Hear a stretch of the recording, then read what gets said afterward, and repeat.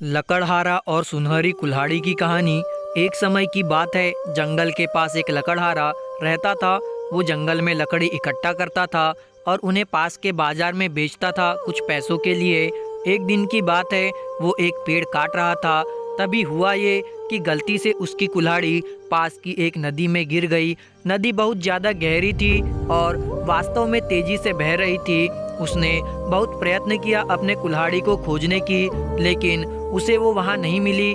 अब उसे लगा कि उसने कुल्हाड़ी खो दी है। वही दुखी होकर वो नदी के किनारे बैठकर रोने लगा। उसके रोने की आवाज़ सुनकर नदी के भगवान उठे और उस लकड़हारे से पूछा कि क्या हुआ। लकड़हारा ने उन्हें अपनी दुखद कहानी बताई। नदी के भगवान को उस लकड़हारे के ऊपर दया आई और वो उसकी मेहनत और सच्चाई देखकर उसकी मदद करने की पेशकश की। वो नदी में गायब हो गए और एक सुनहरी कुल्हाड़ी वापस लाए, लेकिन लकड़हारे ने कहा कि यह उसका नहीं है।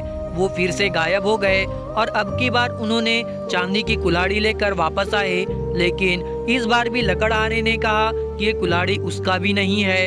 अब नदी के भगवान पानी में फिर से गायब हो गए और अब की बार वो एक लोहे की कुल्हाड़ी के साथ वापस आए।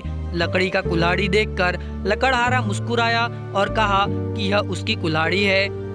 नदी के भगवान ने लकड़हारे की ईमानदारी से प्रभावित होकर उसे सोने और चांदी दोनों कुल्हाड़ियां भेंट किया।